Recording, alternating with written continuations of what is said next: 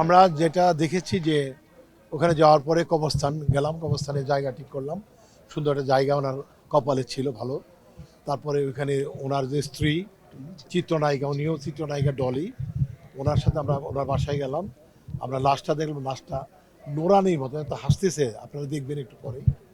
তো এমন একজন মানুষ সে বিদায়, একটা নক্ষত্রের বিদায়। আমাদের চলচ্চিত্রের জন্য আর একটা ধাক্কা, আমরা প্রতিনিয়ত ধাক্কা খেয়ে যাচ্ছি, জানি না এর থেকে উদ্ধার হবো আমরা কবে।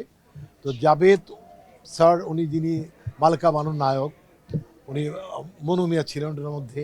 নিশান ছবিতে উনি খুব অ্যাকশন, মানে কালে খার ক্যারেক্টার করেছেন। আর ওনার একটা খুব কমন সিনেমার গান আছে, চুপি চুপি বলো কেউ জেনে যাবে, ববিতার সাথে উনি করেছেন, ববিতা ম্যাডামের সাথে। তো ওনার এই যে ওনার অর্জনকে আমরা খুব বড় চোখে দেখছি, আর ওনার বিদায়কে আমরা অন্ধকার দেখছি। আর স্পেশালি ওনার স্ত্রী, যিনি ওনার জন্য সিনেমা ছেড়ে দিয়েছেন, ডলি, চিত্রনায়িকা ডলি।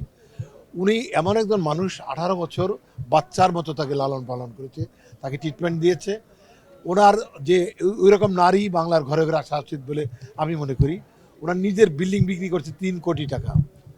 সেই কোটি টাকা, 3 কোটি টাকা দিয়ে উনি চিকিৎসা করেছেন ওনার হাজব্যান্ডের। বাট হাজব্যান্ডের কিন্তু বিল্ডিংটা উনি বিক্রি করেন নাই। এই যে স্যাক্রিফাইস, এটার নামে আসলে ভালোবাসা। ওনার ওনার এই ভালোবাসা অমর হোক, ইতিহাস হোক, বাংলার নারীরা দেখুক। আর পাশাপাশি আমি বলতে চাই যে এই নক্ষত্রে যে বিদায় হয়ে গেছে, এই অভাব কখনোই পূরণ হবে না। আমরা শুধু এটুকু চাবো যে নতুন করে আরেকজন জাবেদের সৃষ্টি হোক, নতুন করে একজন দলই সৃষ্টি হোক, যাতে করে আমাদের চলচ্চিত্র এই অঙ্গন এই পাপ পুরী থেকে মুক্ত পায় আর কি।